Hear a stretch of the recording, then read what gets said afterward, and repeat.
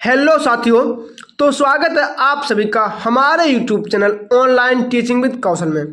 साथियों, आज की इस वीडियो में मैं आप लोगों के लिए लेके आया हूँ जो आरआरबी एनटीपीसी का एग्जाम चल रहा है उसके 6 जून सेकेंड शिफ्ट के 40 प्रश्न।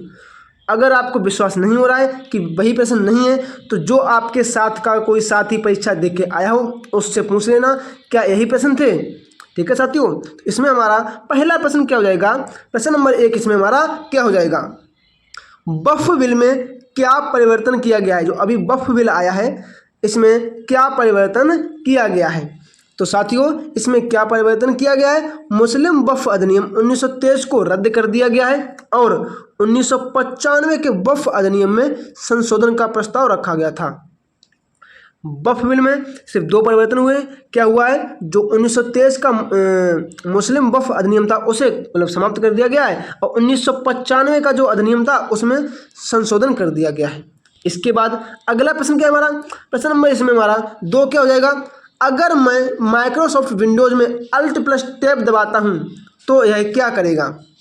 जैसे कि मैं आपको बताता हूँ, अगर हम लोग माइक्रोसॉफ्ट विंडोज़ में जाके Alt+Tab का प्रयोग करते हैं तो यह क्या काम करेगा। तो यह क्या करेगा, ओपन विंडोज या एप्लीकेशन को बीच में स्विच कर सकता है, मतलब बीच में स्विच कर दिएगा। ठीक है, तो ऑप्शन नंबर यहाँ पर हमारा सी बिल्कुल राइट आंसर हो जाएगा। इसके बाद हमारा अगला प्रश्न क्या साथियों, प्रश्न नंबर हमारा 3 क्या होने वाला है, क्या है, किस उपन्यास को 2024 बुकर पुरस्कार के लिए चुना गया है। किस उपन्यास को 2024 बुकर पुरस्कार के लिए चुना गया है।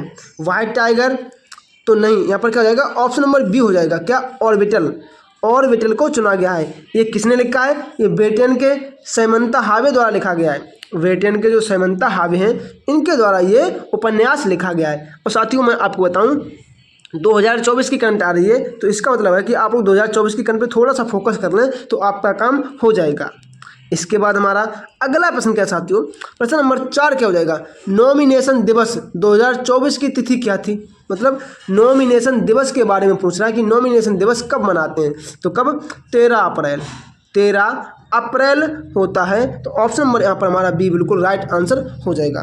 साथियों, ये प्रश्न बहुत इंपॉर्टेंट है। अगला क्या हमारा प्रश्न नंबर 5 क्या हो जाएगा, रामनाथ गोयनका पुरस्कार 2025 कब और कहाँ मिला। जो रामनाथ गोयनका पुरस्कार है 2025 में ये कहाँ और कब दिया गया। तो ये कब दिया गया, ये 2 अप्रैल, कब, ये 2 अप्रैल को दिया गया। कहाँ, दिल्ली में दिया गया, दिल्ली में दिया गया। तो ऑप्शन नंबर यहाँ पर हमारा ए बिल्कुल राइट आंसर हो जाएगा। अगला क्या साथियों, हमारा प्रश्न नंबर 6 क्या हो जाएगा, OCI का पूर्ण रूप क्या है। जो OCI है इसका पूर्ण रूप क्या हो जाएगा। तो क्या, overseas citizen of India, overseas citizen of India. Option number A यहाँ पर हमारा राइट आंसर हो जाएगा।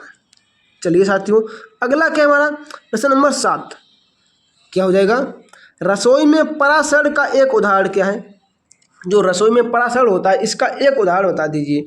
अचार बनाना हो सकता है, सूखे मेवे को पानी में भिगोना, सलाद के पत्तों को पानी में भिगोना, या फिर नमक से मछली को सुखाना। देखो, नमक से मछली को सुखाना नहीं है, अचार बनाना बिल्कुल नहीं है। तो क्या हो जाएगा, ऑप्शन नंबर बी यहाँ पर हमारा राइट आंसर क्या जाएगा, सूखे मेवों को पानी में भिगोना। तो ऑप्शन नंबर बी बिल्कुल सही आंसर हो जाएगा। तो इसका मतलब ये है कि एनटीपीसी मतलब जो परीक्षा करा रही है इसमें साइंस के प्रश्न अच्छे लेवल के पूछे जा रहे हैं। ठीक है, तो थोड़ी बहुत साइंस जरूर देख के जाएँ। अगला क्या हमारा प्रश्न नंबर 8 क्या हो जाएगा, क्या है, गुप्त साम्राज्य में सामंत और भक्ति किसे कहते थे। देखो, जो गुप्त साम्राज्य था उसमें सामंत और भक्ति किसे कहते थे। तो क्या थे, सामंत वे शासक थे जो राजा के अधीन थे और सेना का धन प्रदान करते थे। भक्ति राजा के प्रति निष्ठा व समर्पण को दर्शाती थी। तो क्या हो जाएगा, ऑप्शन नंबर बी यहाँ पर हमारा बिल्कुल राइट हो जाएगा। क्या, सामंत वे शासक थे जो राजा के अधीन थे और सेना व धन प्रदान करते थे, लेकिन भक्ति क्या थे, भक्ति राजा के प्रति निष्ठा व समर्पण को दर्शाती थी।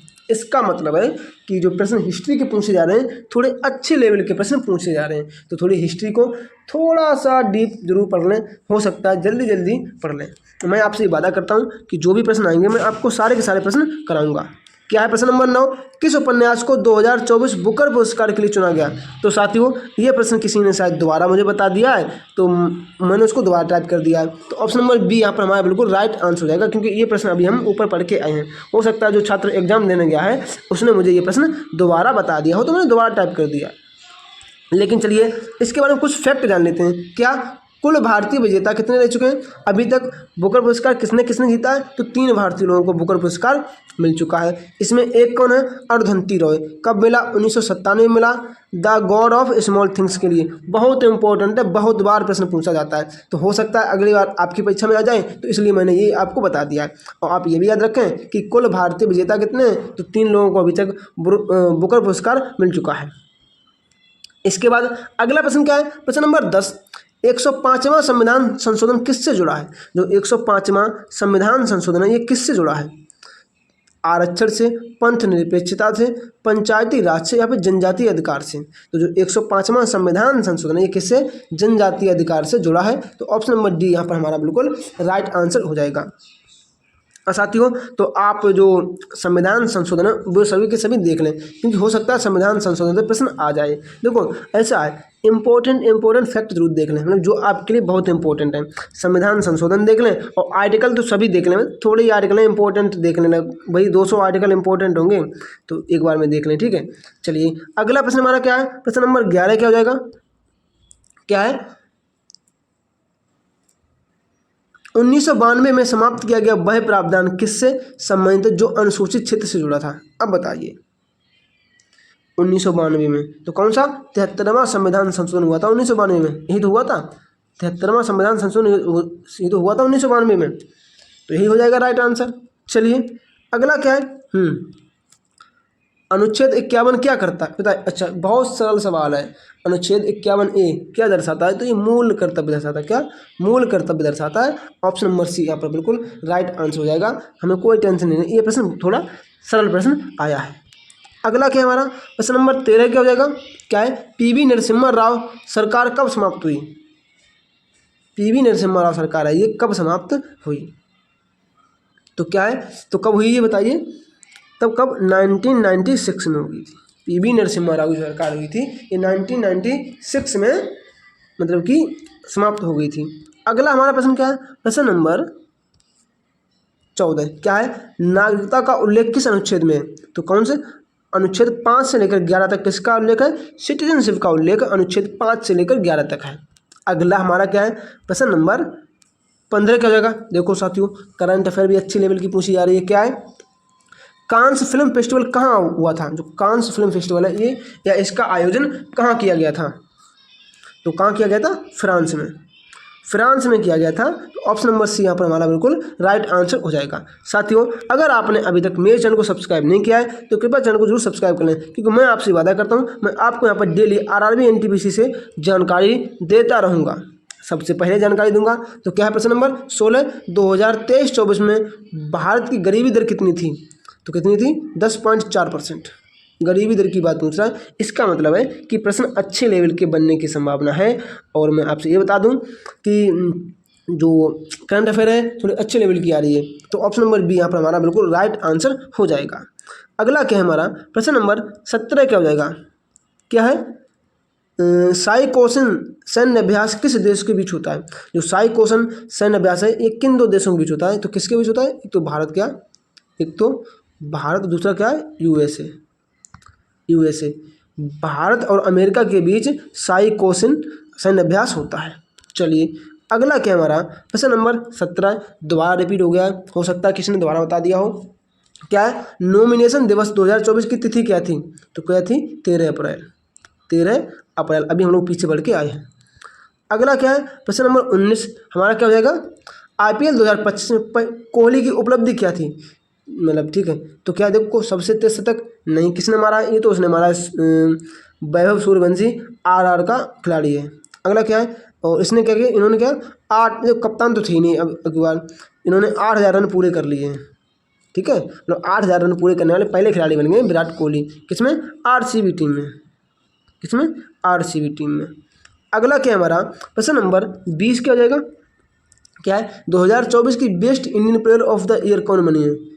Best Indian player of the year किसे चुना गया? तो किसे? Smriti Mandhana. Option number D बिल्कुल राइट आंसर हो जाएगा।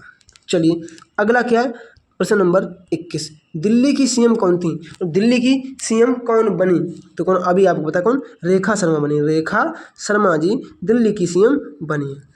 तो साथियों अभी तक 21 प्रश्न ही मुझे मिल पाए थे, मैंने आपको इसका सोल्यूशन दे दिया है। जैसे ही मुझे सारे के सारे प्रश्न मिलते हैं मैं आपको सभी का पूरा सोल्यूशन प्रोवाइड करा दूंगा। अच्छा साथियों अब मैं आपको थोड़ी जानकारी दे दूँ। क्या जानकारी दे दूँ कि अगर आप करंट अफेयर पढ़ रहे हैं तो यहाँ से आपके 7 से 8 क्वेश्चन पूछे जा रहे हैं। अच्छा हिस्ट्री से भी कितने 5 से 6 प्रश्न हिस्ट्री से भी आपने खुद देख लिए होंगे।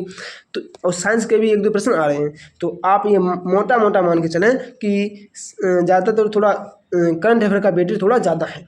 ठीक है, तो साथियों अगर आप, मैं वही बोलूँगा, अगर आपको ऐसी वीडियो मतलब डेली चाहिए तो आप मेरे चैनल को जरूर सब्सक्राइब करें। मैं आपको डेली पूरा का पूरा एनालिसिस कराने वाला हूँ। ठीक है साथियों, तो मैं आपसे वादा करता हूँ कि अगर आप हमारे साथ जुड़े रहते हैं तो मैं आपको ये डेली काम करके दूंगा। ठीक है साथियों, और साथियों वही बोलूँगा कि अगर आपने अभी तक चैनल को सब्सक्राइब नहीं किया है तो चैनल को जरूर सब्सक्राइब कर लें ताकि आने वाला अगला वीडियो सबसे पहले आपके पास पहुँच सके। तो चलिए साथियों मिलते हैं हम कल सुबह 12 बजे, तब तक के लिए जय श्री राम, राधे राधे।